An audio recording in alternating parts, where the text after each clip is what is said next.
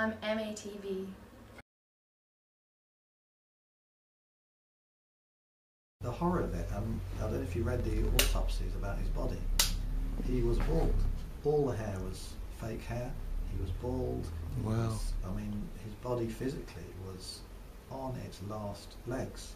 Mm. All the more amazing that he could have done what he does in the This Is It film, given that his body is very unhealthy, that he could have done the dancing that you see him do in the rehearsal. And you think, well, I thought, this is a man who committed suicide because he was at his lowest depths ever.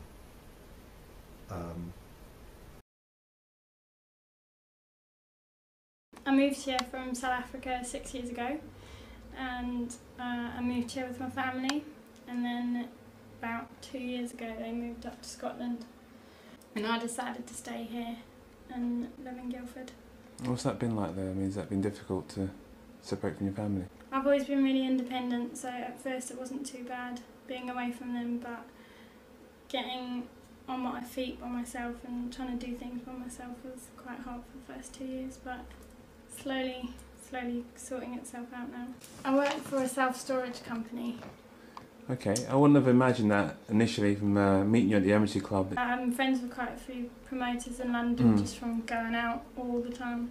So I know quite a few promoters and help them out with some of the nights sometimes. Would you like to be doing promotion as a full-time thing, or is it you happy? No, I don't think it's a full-time thing. Every now and then it's really good because it gets you out, it gets you meeting new people and that as well, like you. So. Well, obviously you like to have your feet on the ground. The job you're doing now is more of a, do you know what I mean? You know, pays the bills kind of job. Yeah, that makes sense. Guaranteed salary each month. As long as you wake up in the morning. Yeah. What would you say is your favourite club that you've been in so far? Number 5. That's probably because I've been there, going there pretty much every Saturday for about a year and a half. It's just more because I know everyone in there, so you can just walk in. Girls are really usually sweet. I mean, in London they're a lot nicer than they are in Surrey. In Surrey they're a bit more stuck up. In London they're just normal people. But I never really have problems with girls. Guys, you get the odd weirdos, but not often, so it's alright. That's cool. I mean, that's great. I mean, to think that, you know, that you meet how many, I don't know, people you must meet, and to say that 80% of them are pretty cool, that's not bad. That's good going for London. Yeah. Great advertisement for London boys.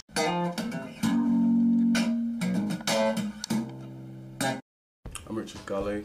I teach. Don't really consider myself to be a role model. I guess that's for people I work with to decide, really. I think the role model generally leaves a lasting impression with people who follow their lead. I try to understand what people under my care supervision might experience or feel. So obviously I like to teach myself things such as music, playing music, maybe doing some art, being involved in sports. So how important do you think playing an instrument is, though, for like youngsters growing up and so forth? Music is a good medium through which to give positive messages. Obviously there are also negative messages that filter through the music industry.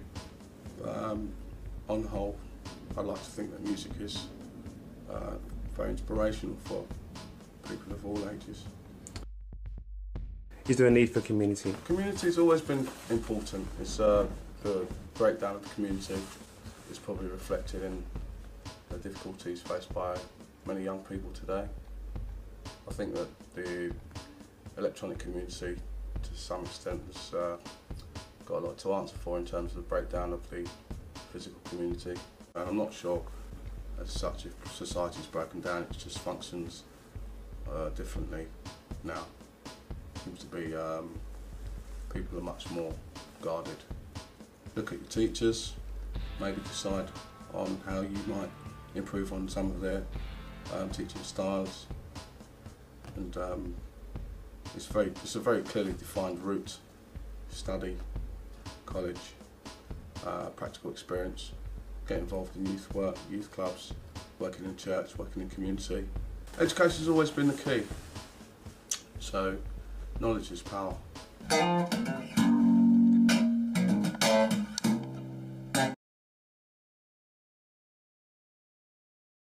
Elizabeth Adamczyk. I'm Scottish. I was brought up in a tiny village called Lossiemouth on the north coast of Scotland. I aspire to be a successful actress, and that's why I moved to London, and also why I'm aiming for Hollywood. In London I just got sidetracked with trying to earn a living because it's so expensive in London, and I've just been like really just working to live at the moment, but now I think it's time for me. You've just got to get yourself out there basically.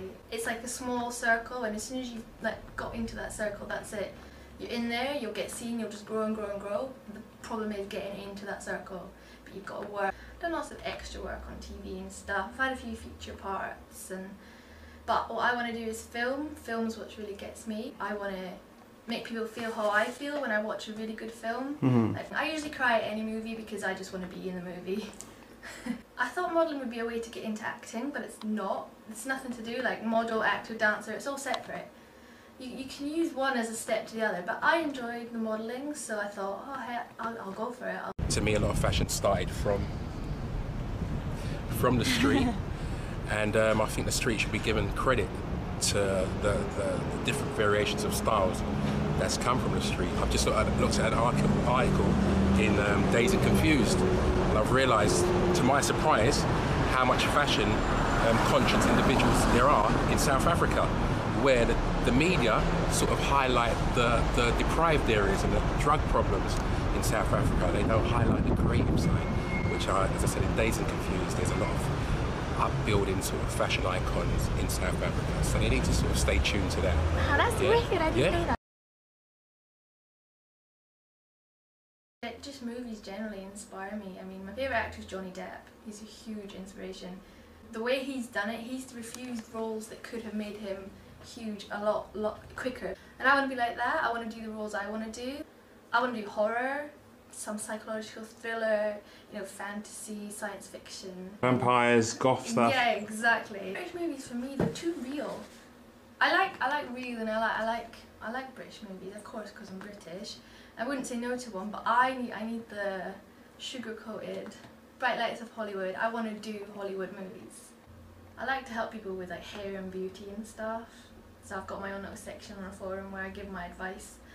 I've had to learn for myself because I am the oldest child, and I never had an older sister to show me what to do, so I never wore makeup till I was like 17.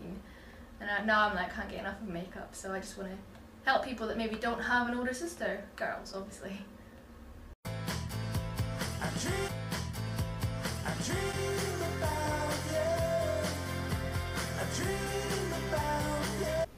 I'm watching a man who was days away from killing himself. That's how miserable he was. And yet, even though he was that miserable, he can work lovingly and unbelievably accurately with one of the best piano players in the business, to the extent that he can educate this keyboard player to do something so subtle. What was he like when he was at his height? If this is him at the depths of being down, that's how great he was. You know. I mean, you've obviously left South Africa, so Yeah. What was all that about? Purely because the violence got a lot closer to home.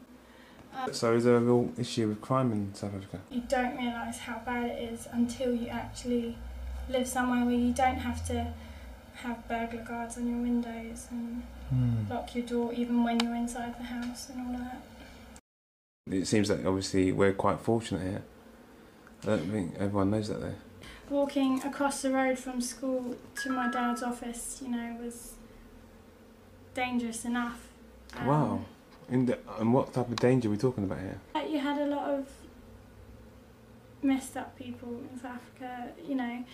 Over here, if someone wants to rob you, you know, they'll hold a knife to you and, you know, take your money and then run. In South Africa, they'll shoot you first.